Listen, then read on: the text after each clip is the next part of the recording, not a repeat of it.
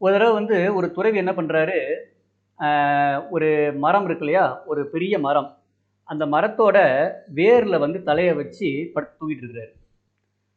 அப்ப வந்து அந்த பக்கம் வந்து ஒரு 2 பேர் வராங்க.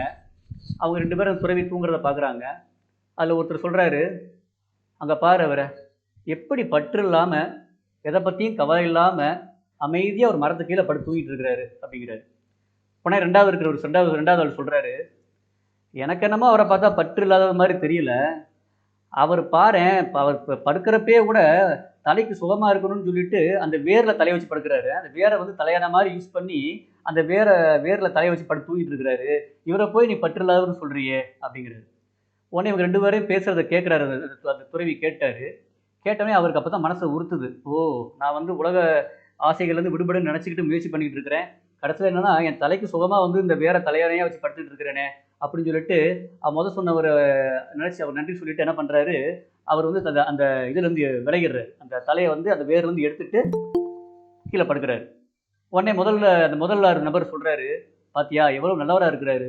நம்ம ஒரு விஷயம் சொன்ன உடனே அதுல இருக்க நல்ல விஷயத்த தெரிஞ்சுக்கிட்டு டக்குன்னு வந்து மனச மாத்திக்கிட்டாரு பாரேன்" அப்படிங்கிறாரு. உடனே 2வது இருக்கிறவர் சொல்றாரு, "போ போ அவர போய் நல்லவர்ன்னு சொல்றியே! நம்ம பேசுறத ஒட்டு கேட்டுட்டு இருக்கிறாரு" அப்படிங்கிறாரு. ஸோ இதுலருந்து என்ன தெரியுது, நம்ம என்ன பண்ணாலும் சரி, அத நல்லது சொல்றதுக்கு 4 பேர் இருப்பாங்க, கெட்டது சொல்றதுக்கு 4 பேர் இருப்பாங்க.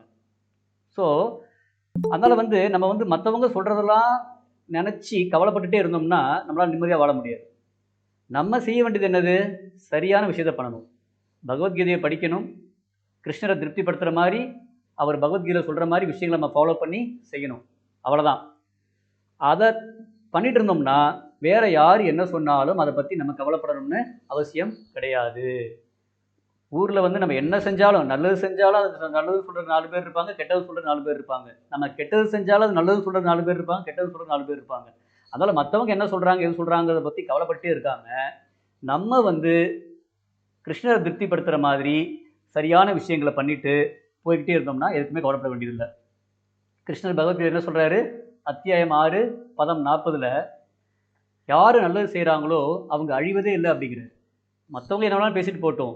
ஆனா, கிருஷ்ணருடைய பார்வையில நல்லது செய்றவங்க என்றுமே அழிவதில்லை அப்படின்னு சொல்றாரு. ஸோ அதனால வந்து நம்மளுடைய கடமைகள சரியா செஞ்சுட்டு இருக்க வரைக்கும், 4 பேர் நல்லது பண்ணிட்டு இருக்கிற வரைக்கும், நல்ல விஷயங்கள பண்ணிட்டு இருக்கிற வரைக்கும், மத்தவங்கள கஷ்டப்படுத்தாம போயிட்டு இருக்கிற வரைக்கும், யார் என்ன சொன்னாலும் நம்ம வந்து அத பத்தி கவலைப்படணும்னு அவசியம் கிடையாது.